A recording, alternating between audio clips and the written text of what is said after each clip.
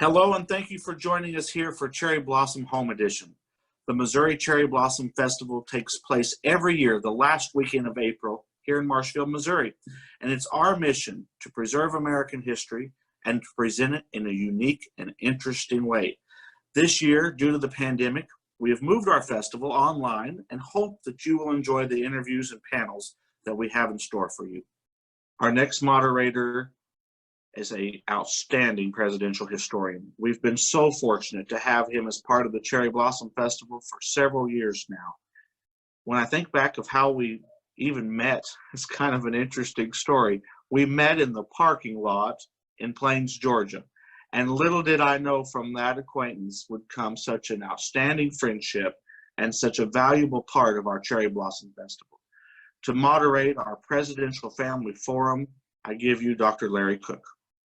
I feel like I hit the presidential history lottery today with getting to talk to all of you folks, and we've got a great panel. And so I'm going to let you know who's on the panel. We've got Tom Washington, and yes, you guessed it, a descendant and relative of George Washington. We have Shannon Lanier, who is the 6th great-grandson of Thomas Jefferson and Sally Hemings. We have Ulysses Grant Dietz, who is the great-great-grandson of President Ulysses Grant. We have George Cleveland, the grandson of Grover Cleveland. We have Jennifer and Sheridan Harville. Jennifer is the great-granddaughter of Calvin Coolidge. And of course, Sheridan is the great-great-granddaughter of Calvin Coolidge. And we also have Devon Nixon, who is the great-nephew of Richard Nixon. And I believe, Devon, you have your father with you, Donald. Yeah, Don Nixon. He's the nephew of President Nixon. I don't Don Nixon. Oh, sure you do. Yes, you do. So we're going to kind of go on a kind of like a round robin style here of questions. I got a couple of questions for each of you, which should easily take up our hour. So we're going to start with Tom Washington. And Tom, could you tell us how you're related to George Washington? Sure. I'm a direct descendant of George Washington's full brother, John Augustine Washington. We share the same father and mother is George Washington, which is Augustine Washington and Mary Ball. And you have some involvement with the National Society of Washington Family Descendants, is that correct? Yeah, there is a group, 501c3, called the National Society of Washington Family Descendants. There's been several iterations, but this iteration really started in 1954. And we have a professional genealogist on staff. And if you can prove up descendant from the original John Washington who immigrated over to the United States or several other people, you can qualify as a descendant. And we have 1,357 registered descendants at this point. Wow, 1,300. That was my next question. As an aside, only about less than 20 have the last name Washington. Wow. Wow. Now, you were also a descendant of Bushrod Washington, then, correct? Not directly. Bushrod Corbin Washington, who was a Supreme Court justice under John Adams and also the executor of George Washington's will, would be a cousin to me, of course, way back. Oh, okay. Okay. Great. We'll be back to you. Tom, I'm just finishing Chernow's biography on Washington. Great book, man. There's a couple that have come out since Chernow. One looks at young Washington and one looks at Washington's end that kind of explores either end of the president's life and kind of plows new ground. So you might look at those when you get done with Chernow. Thank you. It's been a good eye-opening, good studies. Shannon, I'm going to come to you now. When did you find out that you were descended from Thomas Jefferson and Sally Hemings? Well, I've actually known my entire life that I was a descendant of TJ and Sally. It's through the oral history of the family that was passed down to my family that I know this. And of course, we have many people in the family who have helped, uncover more information and details, like Patty Jo and Toddy Redmond and, Ann Medley and certain people that have really helped the family preserve the family history and know more about it. But, I was one of those lucky ones that I was just born. That's all. And after that, that's the end of the story for me. But you know, I began to learn more about my family when I was in college, and I started to do more of the research and went down to Monticello, the big family reunion for the first time that the Hemmings and Jefferson all came together at Monticello after slavery. And I know, as I was just going to say, I know you're involved with Monticello. Are there any new developments there that you wanted to tell us about? Oh yeah, but if I tell you, I have to kill you. No. Oh, he's one of ours. No, we're actually doing a lot of work, restoration work, to try to create what Monticello was like during Jefferson's time. So I sit on some of the committees there that are helping, you know, I guess get family approval and credibility to, you know, what the public will think, what the family will think about these things. They are doing work to redo the slave cemetery there and try to create some type of landmarks and just things that make it more tourist friendly, because it is in the parking lot of Monticello where the guests park. So they want to like quarantine it off so that people aren't stepping over the tombstones and the flowers that are planted there. And they want to make some historical markers more apparent there. And the other thing that we've been working on is a reflection site. So if you've ever been to Monticello, and there's Mulberry Row, which is next to Monticello, the actual museum part of the house.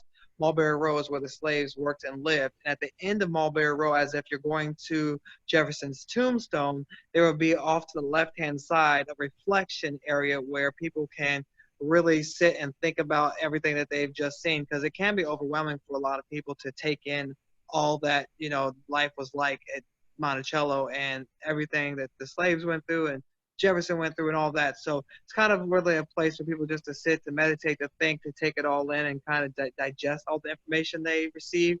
And a lot of people already know that they just unveiled last year the room they believe was where Sally Hemings lived. And they have more information about her and more details in that area about who she was and what she did at Monticello. Now, you actually stayed overnight there in Monticello, at least one night, correct? Yeah, I did it 2 years in a row. I was part of the first group of people that they ever allowed to sleep at Monticello. It was sort of like a social experiment to see us immersed in the experience of sleeping at the plantation, to see kind of what it would have been like for our ancestors to go through that. I mean, we can never really imagine or really experience what they went through. We can only imagine it because, you know, when I was there, I still had my cell phone. There was security guards there making sure nothing was going to go wrong. And, you know, I didn't hear like dogs barking, chains rattling, other slaves there, or even have to worry about, you know, someone busting in and taking advantage of my family in the middle of the night. I did not have all those worries and struggles to go through when I was there. It was very safe, but it was still very eye-opening to sleep on a mud floor and a replica of a slave cabin to see what it was like. That's where I slept the first year. And the second year, I actually slept inside of the house, Jefferson's house, on the lower level in the wine cellar. And it was just, it was an amazing, emotional, impactful experience. One of those things that you'll never forget. Thank you. And I'm going to go to Ulysses now. Ulysses, I think many people probably think of Ulysses Grant and his personality as being kind of a stern, gruff, general, rugged type of a personality. But however, in my studies of him, I tend to think his personality is somewhat different. Can you kind of give us an idea of what Ulysses Grant's personality was like? I always find these questions unnerving because you look to the family to be the experts, and I don't think any of us really are. But I've read the same books you've read, so. But I mean, Grant was known for being taciturn, and therefore people assumed he was stupid. And what I'm most intrigued by is not him as a general, which I suppose is sort of blasphemy, but there are so many people who care about the military side of him that I really care about the personal side of him. He was an extraordinarily gentle and sort of permissive father, which had its impact on his descendants, his children. And but he was also an incredibly romantic character. He wrote these sort of passionate love letters to Julia, who didn't read and write so well because of her bad eyes, and therefore didn't answer his letters. He'd write a letter every week and she wouldn't answer him for 6 months, things like that. So I see him as a very kind of, he could be tough when he was on the battlefield. And I've read about those experiences starting with Mexico when he realized that he wasn't going to be afraid anymore because the enemy was just as scared as he was. But I'm really more fascinated by out of the public eye when he was quiet and thoughtful and a reader. He read the same kind of stuff I like to read. And just as a kind of, he was actually a real introvert, which is why people thought of him as tough. He was also, as you noted out, he was sort of seen as this kind of gruff tactician on the field, but that's because I think he cleared everything out of his mind other than what was going on. He was very process oriented, and I think I had a discussion with somebody about the fact that he was so lousy with business. You know, he couldn't figure out how to make money or hold on to money, or how to avoid schemers who were trying to take it from him or get him involved in bad ideas. But we decided he could have run a factory incredibly well because he had a great idea, a great mind for strategy and process, that he could have organized workflow incredibly well, to use a modern term. But so those are all the things.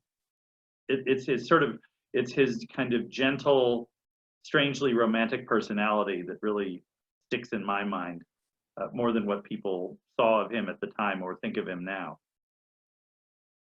Yes, and I'm glad to hear you say exactly what you said, because one thing that always stands out with me with President Grant is, and you mentioned Julia's eyes, and when she, at least what I've read, when she went to him to talk about maybe getting some surgery on correcting the eyes, and he begged her not to do that because those were the eyes that he had fallen in love with. Right. And when I give a presentation and talk about him, I tell people I think he was kind of a romantic more than you would think. Yeah, absolutely. Thank you. And George, we're going to go to you now, George Cleveland. George, I know you enjoy spending time in your grandfather's stomping grounds of Buffalo, New York. And I was wondering if you could give us some history on what brought a young Grover Cleveland to Buffalo in the first place, and then just kind of outline his achievements there while he was in Buffalo. Well, he was actually, he got stopped in his tracks in Buffalo. He was on his way to visit relatives in Cleveland and go look for work out there. Cleveland was founded by further back family relatives. And he stopped and stayed with his, I think it was Uncle Lewis Allen. And he said, why don't you stay here and in Buffalo and help me with my farm? So he started doing that, and then eventually decided to go study law, which at that time what meant you basically worked for attorneys. And from there, he really took to Buffalo. I mean, the food was fabulous there, as it still is now. And it is certainly a diverse paradise in terms of how many different groups of people were there, of immigrants.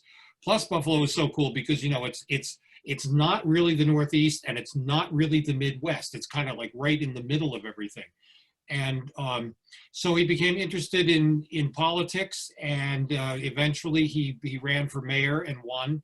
And then it was really kind of bang, bang, bang. He went mayor of Buffalo, governor of New York, and president. And he really loved being in Buffalo. There are those who say that, that he thought Buffalo had turned on him later on, and he may have had a little resentment over the famous illegitimate child issue and what some of the newspapers had to say about that. But my grandmother, Frances Folsom, was born and raised in Buffalo. I've been to her house several times, and it's just, then as now, it's a wonderful city, and people are a very easy place to fall in love with. Oh, great. Thank you. Thank you very much, George. I appreciate that. Jennifer, I know Jennifer and Sheridan, I know that your great-grandfather's legacy is very important to you, and I know you like to tell people the type of person that he really was. And so could you let us know what type of personality both Calvin and Grace Coolidge had? So Calvin was his moniker, his famous moniker is Silent Cal, and but he actually wasn't silent per se. He was not one for small talk. He, as a boy, he was very shy as a boy, and he would have trouble speaking with friends and his parents' friends when they would come over to visit. And so that was difficult for him. And even when he became an adult, he didn't want to just get into, he wanted a substantive talk. So he didn't want yes or no answers. But he actually, so he wasn't that silent. He actually was the first president to deliver a press conference over live radio. And he also delivered more press conferences over the radio than any other president then or now. So he was taciturn. He was, you know, he was reserved, I think is a better word. But when he did speak, he spoke really very eloquently. He wrote his own speeches and used his own words. He was his own speechwriter. He had no speechwriters. So, and then Grace was the smile and the laughter, and really brought everything out in Calvin. He was the reserved man, but she had the social graces that he lacked. And she was the one who was liked to do parties and put on more social events and that kind of thing. And I hear that she was a really wonderful woman. Not to barge in, Larry, but you know, my mother worshipped Grace Coolidge because my grandfather worked with Mrs. Coolidge to catalog the collection in the White House for the first time, and he also built the third floor on the White House for the Coolidges. So he was the landlord of the White House during the Coolidge administration. So there's a lot of, my mother remembers Grace, my mother long deceased, but my mother remembered her as a girl when she was living in Washington. So it's interesting to hear your comparison of the two. That's wonderful. Oh, that's great. That's a piece of history that's you know, unknown. It's great that's why we're here. So that was great to add that in. Thank you. Yeah, thank you. I'm gonna go to Devon. Devon, I know you lived in China for, you know, quite some time, and with President Nixon's strong history with China, what's it like to live there with the last name Nixon? Doesn't hurt. Yeah, I lived there just about 12 years. So I just came back when sadly all this coronavirus started picking up. But amazing time there, wonderful people. The experience I had with regards to being a Nixon in China, seeing that Uncle Dick open the doors. One thing I was repeatedly told was that I wouldn't say the elder generation, but those who say 45 plus around there, all remember what China was before he came and what it became because of the opening of the doors to China, and which has become since. So it's very much open arms, a lot of respect for the man, you know, respect for gentlemen on both sides, obviously, to overcome such hurdles and open up relations.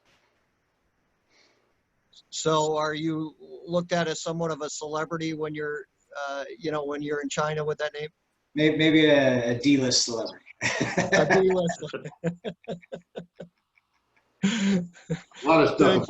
We can't talk about a lot of this stuff, you know, but no, it's really cool. No, it's a wonderful time over there. Definitely, when people put two and two together, it definitely opens eyes.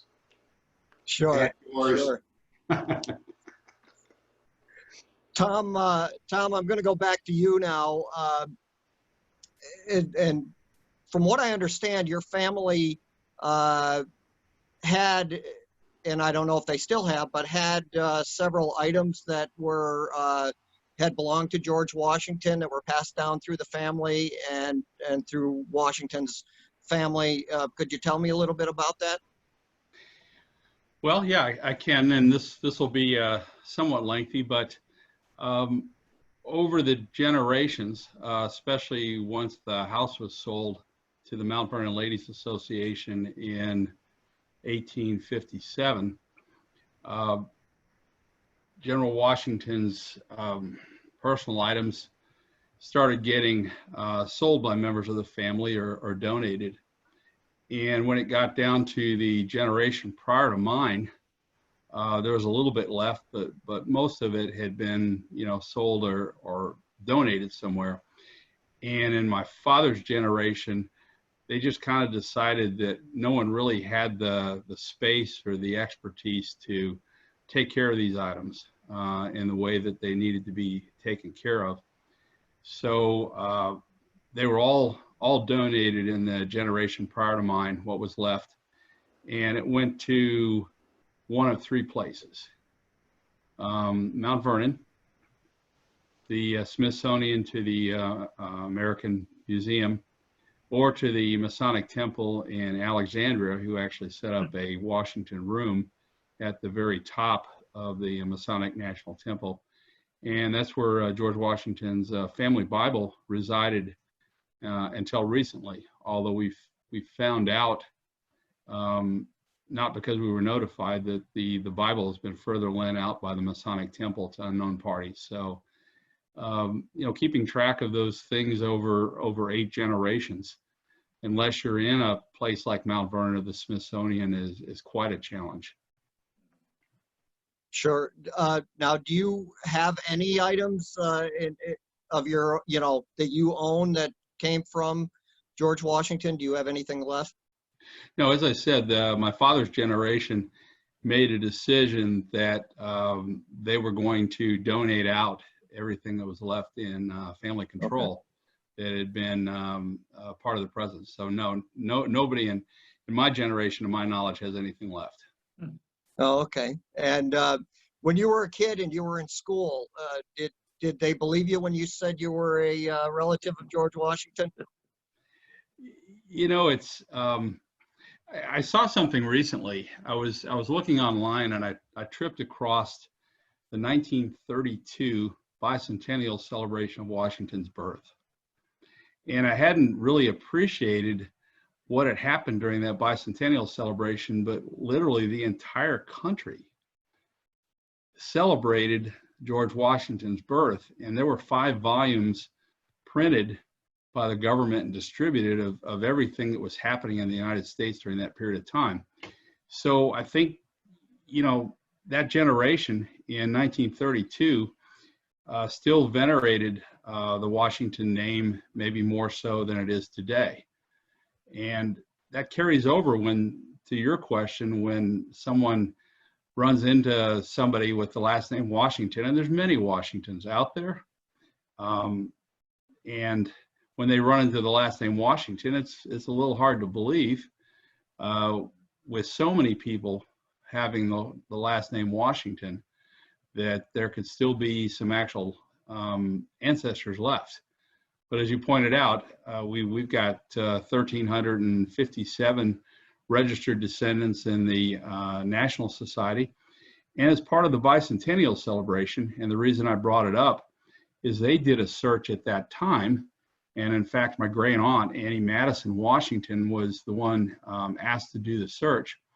And in volume 3 of the bicentennial celebration, they documented almost 1,000 Washington descendants living at that time that could prove their descent. Wow. Thank you for that. Shannon, I'm going to come to you next. Could you give us a a timeline, so to speak, on Sally Hemings' time at Monticello? You know, was she born there? How did she come there? And was she there after Jefferson's death? Okay, so maybe I should get my book for this to make sure I get the dates right. But from what I can remember off the top of my head, she was definitely born there. Actually, her mother had children. Her mother had children with Thomas Jefferson's father-in-law. So Sally Hemings and Thomas Jefferson's wife Martha were half sisters because they shared a father, which was Thomas Jefferson's mentor and his father-in-law.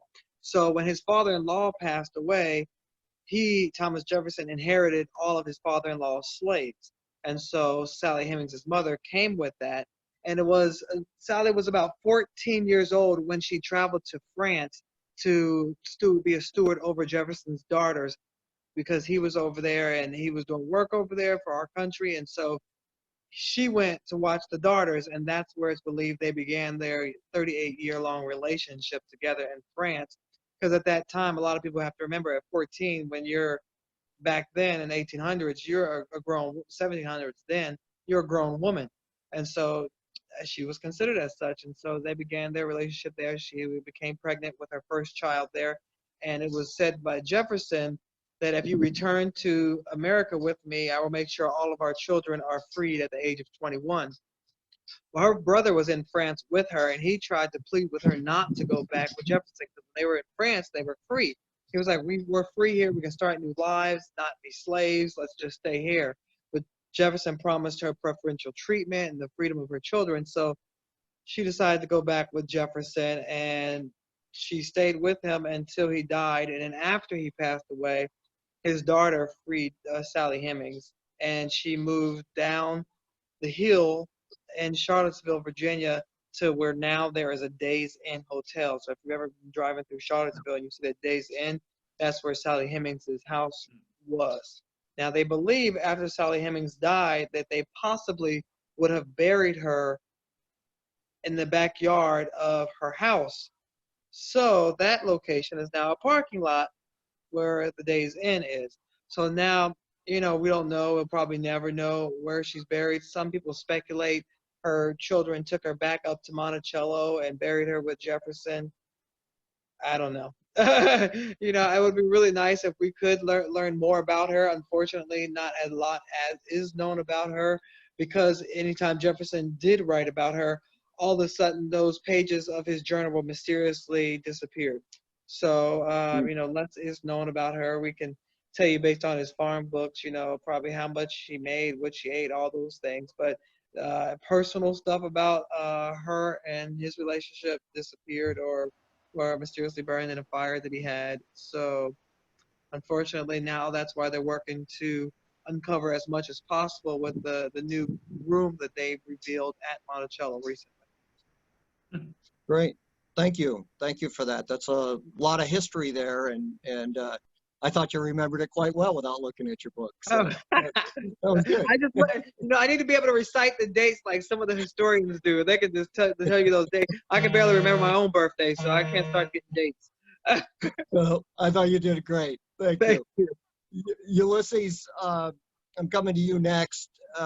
What would you consider Grant's greatest achievement, and what do you think he would consider his greatest achievement? You can't really go with the softball questions, can you? Well, you know what? The obvious answer is you win the war, you free the slaves. But I don't think he felt, I think his greatest achievement was also his greatest failure. Although I suppose I could get soppy and say his greatest achievement was being a good father, but that's, you know, that's too obvious too. But you know, and this is because I've been reading a lot about it recently, is that I think his greatest achievement was actually what he accomplished as the head of the army in Washington after the war and as president in his 8 years in office. And then as soon as he left office, his greatest achievement collapsed because of lack of support, both in the South and in the North. Because I think Reconstruction as it was laid out by him, and it has been completely misrepresented historically by almost everyone who followed until the last 25 years, was actually his greatest articulation of what he felt should happen, which is to the reunification of the North and the South, but also the complete integration of the free blacks into the American world as citizens. And he was working on that up until he left office. And then as soon as he left office, it all collapsed. I mean, pretty quickly during the election, right after he left. So to me, that I think is his greatest achievement. But I suppose there are a lot of people who would debate. People would go on about which battle during the war was his greatest achievement. But I don't think any of those actually match up to what he did afterward. Great. You've moved. Thought that was a great answer. And do you have anything to add to that about what you would feel that he thought his greatest achievement was himself? Do you think that, in other words, do you think that he thought it was a greater achievement being a general, or do you think he thought it was a greater achievement being president? You know, it's the sad thing is we're never going to really know that. Sure. He was not very revealing, and of course his memoirs, which are wonderful, are really mostly about the war. And there's always been a theory, both in the family and in the field of scholarship who have studied him, is that if he had lived longer, he might have written a third volume that covered his presidency, because and he might have expressed that, but he never really said. He was not given to defending himself or over explaining himself, and really the memoir was a labor of love to earn money to keep his family from poverty, and that worked pretty well. And Sure. But other than that, I think it's a mystery. I think he would be proud of lots of things. I think he was proud of the way he managed his generalship during the war, and I suppose that would have been the obvious question, and I think he would have answered it as expected by his peers. Great. Thank you. Great answers. Thank you so much. George, I'm coming to you now, and I'd like to ask if you would talk a little bit about Grover Cleveland's connection to Hawaii. Oh, that's a biggie. Cleveland, Grover and Francis had become friendly with Queen Liliuokalani before she had become queen. And in between Cleveland's term there, when Benjamin Harrison was president, we, the United States, decided it was in our best interest to overthrow the Kingdom of Hawaii. That was mostly a situation that was perpetuated by business owners out there, because Native Hawaiians had the audacity to want to have control over their own land. So they overthrew it in 1893. Then when Grover came back in to office in early 1894 for his second term, one of the first things he did was try and get the overthrow overthrown. And it was one of the big disappointments of his life that he wasn't able to do that. And Hawaii then went on to become a territory, some say not legally, and then later on a state.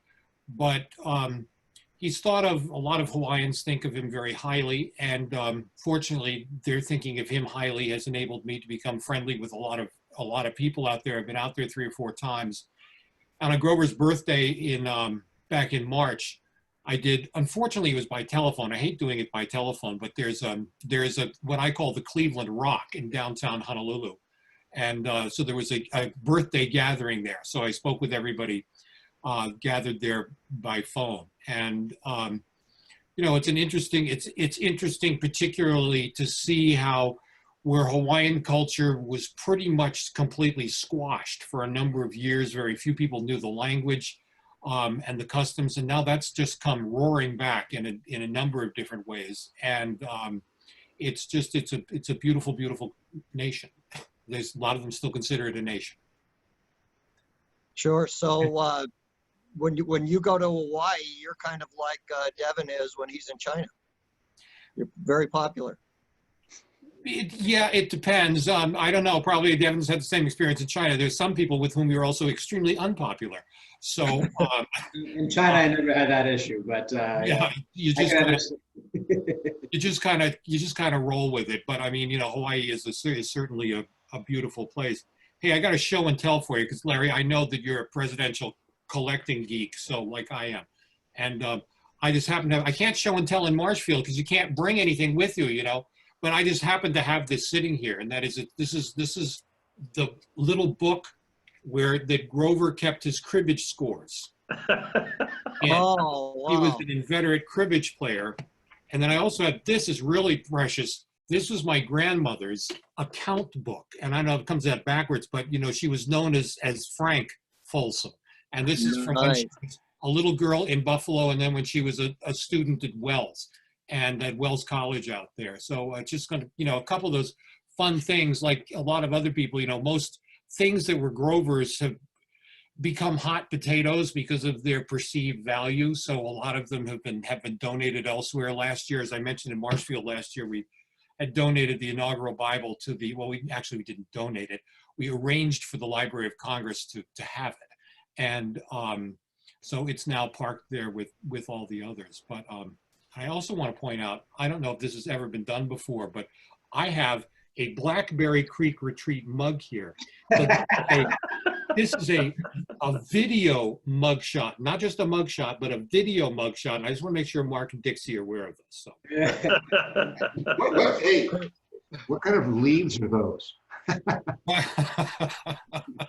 Hey, it's great to see that mug. It brings back great memories there in Marshfield. So Wait, Larry, I just have to ask, am I the only one that just had to look up what cribbage was, or is that just I've played it, I know. I'm more of a goldfish man myself. I don't know the fancy game. Well, George, thanks for showing those items. Those are very special to see those items. Yeah, I won't show you my Cleveland campaign pins because you'll drool. Okay. Jennifer, I wanted to ask you, when President Harding died suddenly and your great-grandfather was thrust into the presidency, he had quite an unusual swearing-in ceremony, so to speak. So could you just tell us about that? Sure, indeed.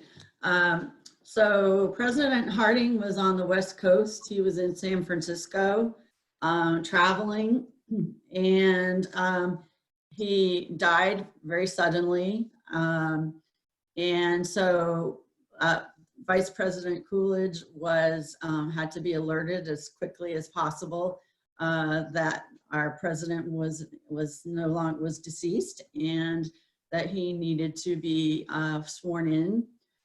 So there was a telegram that was sent to Bridgewater, Vermont, which is probably about 11 or 12 miles from Plymouth, the birthplace and home of Calvin. And Calvin and his wife were sleeping in the middle. They were there in the middle of the night. They had been vacationing in Plymouth. And so this was August 23rd, the morning of August the 23rd. They were awoken by a person from the store across the street. So basically the telegram had gone into the store, and then the storekeeper came across the street and knocked on the door, and Colonel John, the president's father, answered the door and said, the message was relayed to him. And so he went and he called Calvin's name, and his voice was shaking, and it was full of a lot of feeling. And so then obviously the president and Mrs. Coolidge got dressed right away. They went down into the parlor in Plymouth, Vermont, and in the house, President Coolidge, or Vice President Coolidge, was then sworn in by his father, as president. And his father was a notary public. So they decided that that was okay, and that was a fine way to do it, and that would hold until he got back to Washington, D.C. And it was a pretty low-key moment, and after that, they all just went back to bed. But it's pretty amazing when you're one step away from the presidency, how quickly that can happen. And you don't know when it's going to happen. It can happen at any time, anywhere, any place. And this is reenacted every August, the first weekend in August in Plymouth, Vermont. And I usually play Grace Oh, in the reenactment. So it's a lot of fun. oh yeah, very neat. And he actually had kind of a different, of course, the one we just talked about, but when he won the election, he even had an unusual swearing in ceremony then, because he was sworn in by William H. Taft, who was then the Supreme Court Justice. And I have a picture in wow. my collection of that, Nice. of him taking the oath of office from Taft. So it was unusual. He kind of had two unusual stories there, you know, each time he was sworn in. Exactly. It's very fascinating and unique. Yes, thank you. And Devon, coming to you now, Devon and Donald. I was just Could you pointing out tell to us- Dad the Nixon Agnew sign behind you. Well done. I knew you would see that, yes. I got campaign buttons and pictures and so much stuff you wouldn't believe. But Sure. go. I wanted to ask you both if you could tell us about Richard Nixon, not as the public saw him, but as a, you know, as a relative, a family man, that type of thing. Can you share some of I'll that? let Dad take this one, since he used to live in the White House with them, and every campaign, Congress, Senate, VP president, they lived with Grandpa, or Uncle Dick stayed with Grandpa, so Dad grew up with him. So George, don't hold this against me. We don't see or talk to each other very often, but man, we have fun when we're together.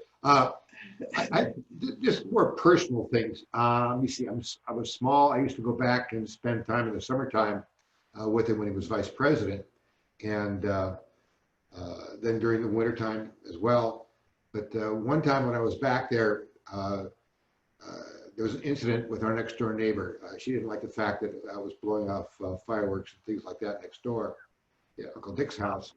And so I decided to get back, and I'd come from New Orleans where Uncle Ed was there, and brought some cherry bombs along with me. That's back in the good days when those big stuff. So we decided, let's see what happens when you stick it in a mailbox. Put it in the mailbox, close the door, touched it off, and then stand back. It blew the mailbox apart like this. I mean, there was nothing but a pedestal there. And holy moly. So boom, we're in the house, you know, waiting. and right immediately after that, Uncle Dick came back to the house from work, you know, work as VP.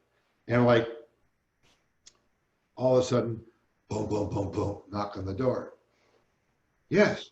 Oh, hello, Mr. Vice President. We had a little problem. Your neighbor was informing us that someone had blown up her mailbox. Well, I don't know anything about that. Oh, Donnie. And of course, I'm right there by the front door, hiding behind the sofa.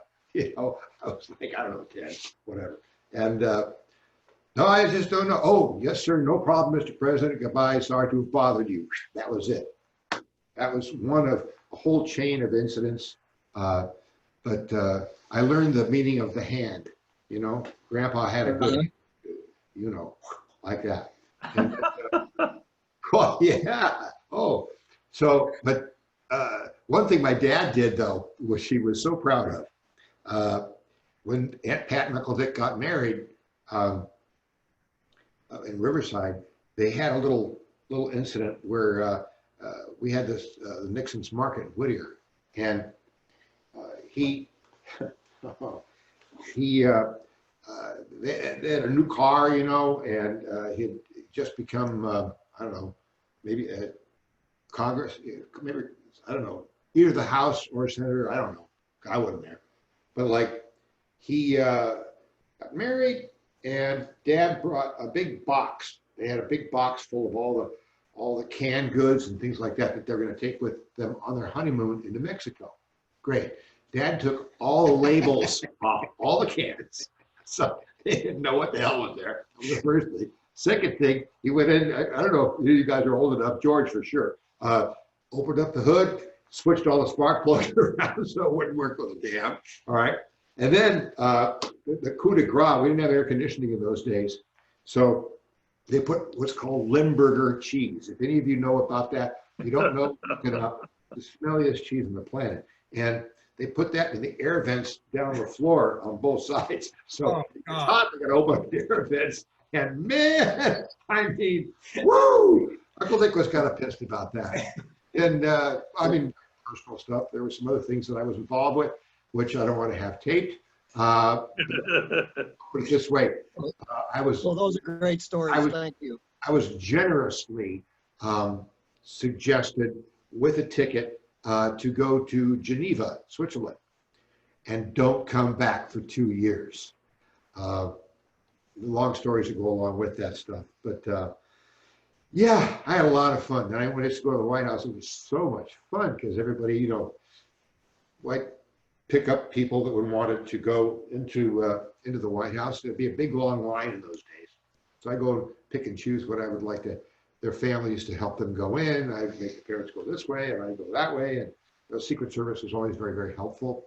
Uncle Dick, when he was vice president, authorized my favorite Secret Service guy from Texas. He was 6 foot, God high, John Wayne high, and with 2 45 long Colts.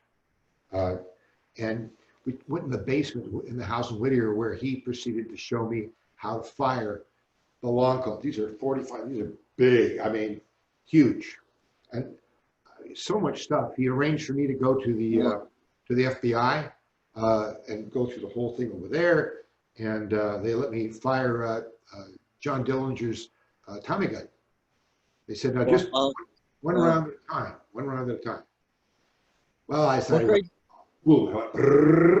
that, but I put holes in the roof down in the basement. I wasn't very popular there. And then I wasn't popular at the U.S. printing office or the Postal Service office where they're printing the stamps with the little perforations through the houses and stuff. But that's it.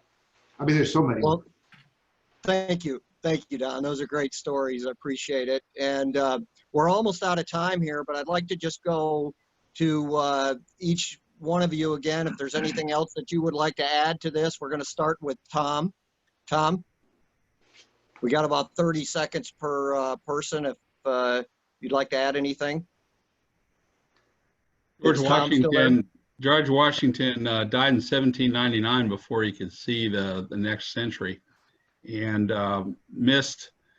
You know, he was one of the earlier to die of the founders that signed, although he lived well into his 60s, and it's a shame that he didn't get to make it to the next century. Yes, yes, thank you. Shannon? Trying to think, I didn't have anything in particular to say except for make sure you follow me on social media, Mr. Shannon Lanier, and that's important. But also, you know, I think sometimes our founding fathers didn't get a lot right, and there are many things we wish they would have done. So I just like to always encourage people to be the change you like to see in the world. If they didn't get it right, try to work in your everyday life to get right what they didn't get right, or things that you would like to see be done in our country today. Great. Thank you very much. Thank you. And Ulysses? Well, what's a good exit line? Actually, because people might not know about this, that I'm on the board of directors of the newest presidential library, which is the U.S. Grant Presidential Library, which is, maybe people will be surprised to learn this, at the university, at Mississippi State University in Starkville, Mississippi. And there's a story there, but I won't go into it, 30 seconds. But it's an extraordinary place, and I'm thrilled that at last my ancestor, after whom I'm named, has his own library, and people can go learn about him there. Great, great. Thank you very much. I'll make sure I go there myself, actually. Thank you. And George? I just want to thank you, Larry, for moderating this, and Karen and everybody for facilitating this and making it happen. And, you know, I really, really, really miss being in Marshfield, especially when we had a half-inch of snow yesterday morning. I said, you know, I'd be like smelling flowers now if I was in Missouri. So I just hope everybody is well, and I miss you and love you all, and look forward to seeing you all next spring. And again, thanks everybody for being here. And Ulysses, keep posting pictures of the cool artifacts you keep putting up. I've learned so much from the things you post. Thank you so much. Well, thank you, George. I appreciate that. And I certainly miss you and everyone else in Marshfield as well. Thank you so much. And Jennifer and Sheridan? So yes, we'd like to say the same. We're sorry we're not in Marshfield. We're also in cold New Hampshire, but we've enjoyed being able to get together in this way, and we appreciate you, Larry, for moderating the panel so that many people can see this. And the Coolidge Foundation is going strong. We have an office open now in Washington, D.C. So we have presence now in Plymouth, Vermont and Washington, D.C. So that people can learn more about the life and times of Coolidge. And we're hoping that things get better so that we can do some more things socially this summer. So everyone stay healthy and stay safe. Thank you. Thank you. And Devon and Donald? Sure. Well, yeah, I definitely miss everyone here and the whole crew that I've been friends with for 15 years now. I've actually told, that's crazy. As Dad said, a lot of gray hair. Definitely feel old, but Very impressive. yes. But I was looking forward to being in Marshfield this year, actually. I knew I was going to be stateside and told Nick a while back I was coming out, and unfortunately we're all locked down. But in the midst of that, it has been very nice, right? Flew down to Southern California, scooped up my dad to make sure he's safe and sound and protected. Brought him up here. But it's been very nice. I'm sure many of you have similar experience. Oh, look, cutie. Hey, Shannon. Give her a hug for me. Whoa. But it's wonderful having family around, and in this time when we're all locked in, to be passed along stories. And I'm always continuing to hear new stories about Uncle Dick. And same with, I'm sure, everyone else here on the video, just be able to pass those stories forward, sit down with family, and really keep the stories alive and good memories going. But thank you for having us on here. And thank you, Larry. You did a great job hosting. Really cool. Thank you. Thank you very much. And I want to say thank you to you all for being a great panel. And more importantly, I want to thank all of you for what you do for history and keeping the legacies alive and going. And it's remarkable what you all do for history. So I want to thank you for that. And I'll look forward to seeing you all next year in Marshfield, and we'll all be up on a stage instead of on our devices here. So thank you once again. And it's been a lot of fun. Thank you. In closing, we'd like to thank all of you again for watching, and we'd like to encourage you to stay connected to the Cherry Blossom Festival through our Facebook page and website. Our Facebook page is Missouri Cherry Blossom Festival in Marshfield, Mo, and our website is cherryblossomfest.com. There you'll find more panels and interviews and pictures representing the best of American history. And we hope to see all of you here in Marshfield next year as we celebrate the 15th Cherry Blossom Festival.